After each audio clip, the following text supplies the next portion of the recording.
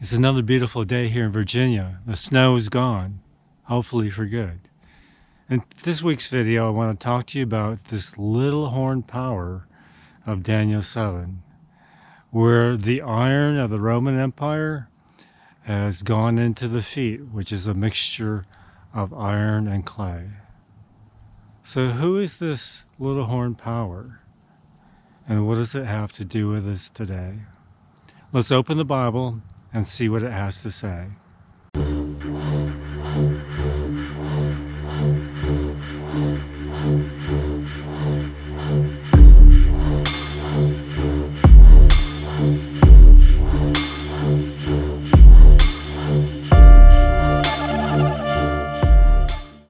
Today's study, we're going to continue our look at King Nebuchadnezzar's dream in Daniel chapter 2. Last week we looked at the feet of iron and clay mixed together. And we discovered by comparing Daniel chapter 7 with chapter 2 that the fourth beast in Daniel 7 has 10 horns and the feet in Daniel chapter 2 have 10 toes. So we're talking about the same time period. The 10 horns represent 10 kingdoms. Rome was divided into 10 kingdoms, and we'll look at that a little bit closer.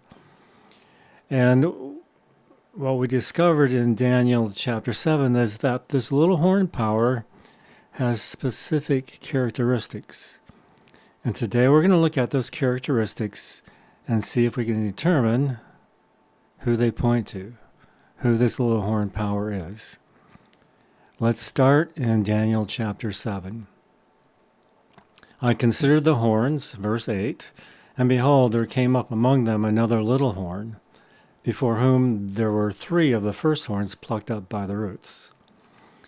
Now, when you pluck up something by the roots, there's no chance of it coming back to life. It's totally destroyed. It dies. There's no return.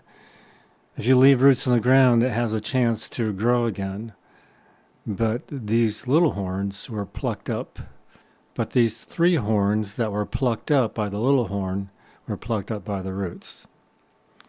And behold, in this horn were eyes like the eyes of a man, and mouth speaking great things. Let's move on down to verse 19. Then I would know the truth of the fourth beast. Remember, the fourth beast is representing the Roman Empire, which was diverse from all the others, exceedingly dreadful, whose teeth were of iron, and his nails of brass, which devoured, brake in pieces, and stamped the residue with his feet. And of the 10 horns that were in his head, and the other which came up among them is that little horn power, and before whom 3 fell, those 3 horns that the little horn power plucked up by the roots, even of that horn that had eyes and a mouth that spake very great things, whose look was more stout than his fellows. And I beheld, and the same horn made war with the saints, and prevailed against them, until the Ancient of Days came, and judgment was given to the saints of the Most High. And the time came that the saints possessed the kingdom. Thus he said, and the fourth beast shall be the 4th kingdom upon the earth, which shall be diverse from all kingdoms, and shall devour the whole earth, and shall tread it down, and break it into pieces. And the 10 horns out of this kingdom are 10 kings that shall arise, and another shall arise after them, and he shall be diverse from the first, and he shall subdue 3 kings. Again, this is just another reiteration of what was said earlier, that this little horn power would pluck up 3 of the other horns by the roots. Verse 25. And he shall speak great words against the Most High, and shall wear out the saints of the Most High, and think to change times and laws. They shall be given into his hand until a time and times and the dividing of times. And so here we have these characteristics of this little horn power that came up among the 10 horns of this great 4th beast, which represents the Roman Empire. And let's see if we can figure out who this little horn power is. So here's other characteristics. We're going to go through them one by one. The first one is he shall humble 3 kings. We've talked about that a little bit, but look at it in detail a little bit more. The rise of the 10 horns are the 10 barbarian tribes that came into Rome and divided Rome among themselves. This happened between the years of AD 351 and AD 476. And these tribes consist of the Huns, the Ostrogoths, the Visigoths, the Franks, the Vandals, the Suevi, the Burgundians, the Heruli, the Anglo-Saxons, and the Lombards. Now, three of these kings were humbled or destroyed. And the first one was the Heruli in 493 AD, the Ostrogoths in 538 AD, and the Vandals in 553 AD. And essentially, they were taken out of the way or taken out of power in 538 AD when they were driven from Rome, and they ceased to exist after 553 AD. There is no trace of these three kingdoms, these three tribes in the world today. They were totally destroyed. They were plucked up by the roots. The next characteristics are that this horn has had eyes and a mouth speaking very great things. With eyes you see, with eyes you perceive. It represents the shrewdness, the penetrating look, the cunning, the foresight of this little horn power. And of course, the mouth speaking very great things were arrogant claims of this little horn power. And most of them were focused against God. He shall speak words against the Most High. So what words did he speak? This little horn power claimed to hold the place of God on earth, of God Almighty. This power claimed to be able to change God's law. This power claimed that they were above the Bible. This power claimed they were Christ on this earth. The next characteristic is the little horn's appearance was greater than his fellows. This little horn power, the richness, the wealth, the opulence, the grandeur of its ceremonies far outweighs any other kingdom or power on the earth today. And so this is a characteristic of this power: the gold, the paintings, the marble floors, the grandeur represents this little horn power. This horn made war with the saints and overcame, and they shall wear out the saints of the Most High. So the saints are those that belong to God, the Most High. In Revelation 14:12, we have a definition of what the saints are, or who they are. It says, here's the patience of the saints. Here are they that keep the commandments of God and have the faith of Jesus. So they keep God's commandments, they're obedient to Him, and they do this because they have the same faith that Jesus had when He was on this earth, that He was obedient to His Father. He put His trust in Him. He came to do the will of His Father, not His own will. And of course, they persecuted the saints during the Dark Ages, where there were millions upon millions of people put to death because they worshiped God and were obedient to Him and His commandments versus this little horn power. And it says about the saints that they shall be given into His hand, the hand of this little horn power, until a time and times and 1/2 time. So in the Bible, there's this verse in Ezekiel 4, verse 6, and in Numbers 14, chapter 14, you can find the same thought, the same formula as we find here. And when thou hast accomplished them, lie again on thy right side, and thou shalt bear the iniquity of the house of Judah for 40 days. I have appointed these each day for a year. So laying on his side for 40 days represented the penalty that Judah would pay, which would be 40 years. A day equals a year in Bible prophecy. And so when we look at this phrase here, They shall be given into his hand until a time, and times, and 1/2 time. Time equals 1 year. Times equals 2 years.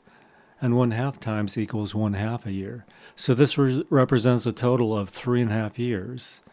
And since this comes from the Bible, where we're going to use the Jewish calendar, where a year on the Jewish calendar is 360 days. So 3.5 years equal 1,260 days. So 1 day in Bible prophecy equals a year, so this represents 1,260 years. You'll find similar phrases in the book of Revelation. They'll use the phrase 1,260 days, which represents the same time period we're talking about right now. In another place, the term is used 42 months. Well, 42 months is 3.5 years, or 1,260 days. So this time period that the saints were given into the little horn's power, his hands, was for 1,260 years.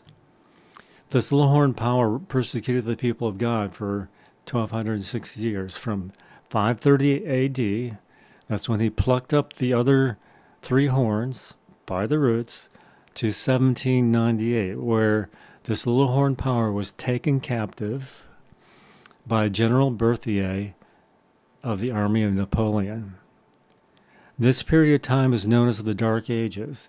During this time, the Reformation began, and the little horn power killed between conservatively 50 and on a greater scale, some say over 150 million people, because they chose to worship God according to the Bible rather than according to this little horn power. The last characteristic here is plot to change times and laws. Now, when we think about God's law, what law is it that involves time that we can find in the Bible?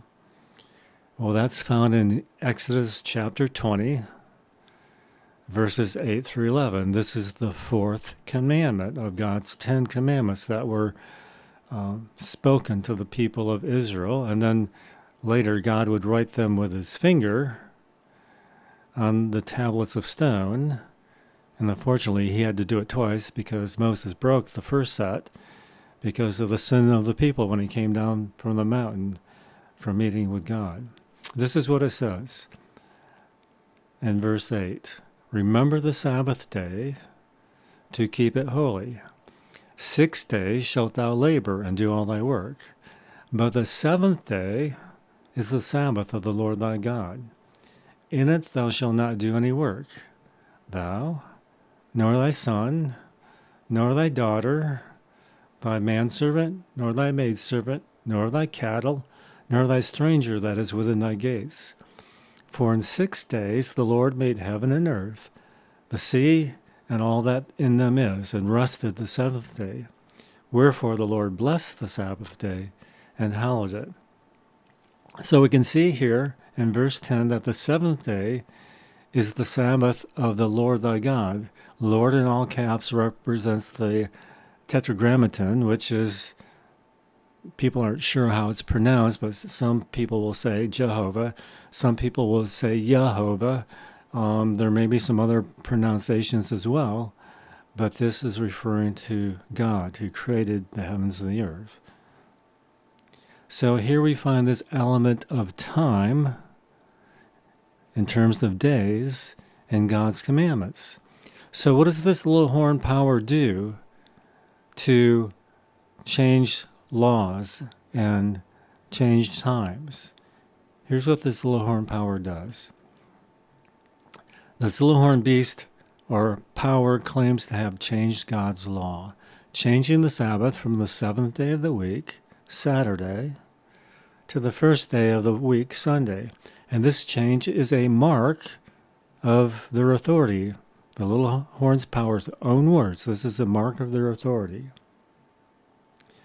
So this is an important phrase because you can find this issue in chapter 13 of Revelation. the mark of authority or the mark of the beast. So who is this little horn power? That represents the iron in the feet, that is a mixture of iron and clay. That is the residual portion of the Roman Empire, which had been represented by the iron legs of the image in Nebuchadnezzar's dream. Oh, this is his flag. Do you recognize it? This is his area of state, his country, his ownership of land. It's called Vatican City. Vatican City is governed by the Holy See. Vatican City State is an ecclesiastical or sacerdotal monarchical state ruled by the Pope. It is a religious state as well as a political state. It's called monarchical, ruled by the Pope, who is the Bishop of Rome and head of the Catholic Church. The highest state functionaries are all Catholic clergy of various origins.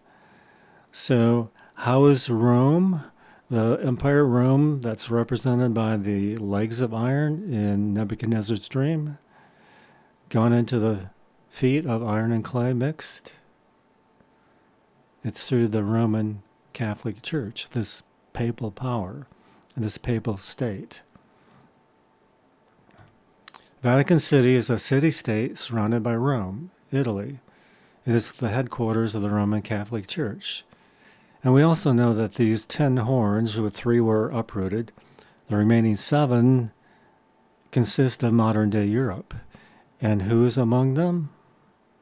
This city-state, the Vatican City, ruled by this papal power, the Pope, the Bishop of Rome. So this Vatican City is the headquarters of the Roman Catholic Church. Capital is the Vatican City. The languages are Italian and Latin. The currency is euro. It's founded in February 11, 1929. There's more history behind that.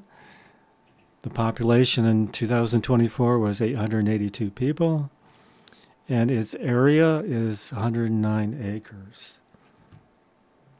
Vatican City's history began in ancient Rome as Ager Vaticanus, a marshy area where Emperor Nero executed Peter, who was buried there. Emperor Constantine built the first St. Peter's Basilica in the 4th century, establishing it as a major pilgrimage site, and it became a permanent papal residence by the 14th century. After Italian unification in 1870, the popes were prisoner in the Vatican until the 1929 Lateran Treaty officially established the Vatican City as an independent sovereign state, securing the Holy See's independence. Let's look at this a little bit more in detail. The Vatican became the official papal residence by the 14th century, replacing earlier palaces. It's not like they didn't have a palace before that, but this is changed to this area, the Vatican City, in the 14th century. The popes built major structures like the Apostolic Palace, the Sistine Chapel, and the new St. Peter's Basilica, which was completed in the 17th century. So there's this understanding of the Roman question and unification, that the popes ruled a large territory in Italy, the Papal States, for centuries. When Italy united, the Papal States were annexed, leaving the Pope only with the Vatican. Prisoners in the Vatican is the term they used because the popes refused to recognize the Italian state, calling themselves prisoners, a dispute known as the Roman question. So in 1929, the Lateran Treaty occurred, and this treaty with Italy established Vatican City as an independent, sovereign state, ensuring the Holy See's political independence.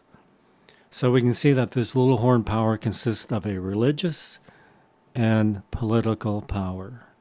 It's considered a sovereign state. But Nebuchadnezzar's dream doesn't stop there. there's more to this dream that's yet to come. When you look at the history of the world and compare it to Nebuchadnezzar's dream, it's easy to see that we're living in the time of the feet of this image, where there's a mixture of iron and clay with the 10 toes. And this is what happens during that time. Daniel 2, verses 44 and 45. In the days of these kings shall the God of heaven set up a kingdom, which shall never be destroyed. And the kingdom shall not be left to other people, but it shall break in pieces and consume all these kingdoms, and it shall stand forever. For as much as thou sawest that the stone was cut up out of the mountain without hands, and that it brake in pieces the iron, the brass, the clay, the silver, and the gold, representing all these other kingdoms, the great God hath made known to the king what shall come to pass hereafter, and the dream is certain, and the interpretation thereof sure. So far, this dream of Nebuchadnezzar, everything has come true to the point in time during which we now live. So what is this stone cut out of the mountain, and how does it break into pieces the iron, the brass, the clay, and the silver, and the gold? And what is this kingdom that will never be destroyed? Well, in the next video, we're going to look at these things and see what the Bible has to say about this kingdom which shall never be destroyed. May God continue to bless you as you study His Word.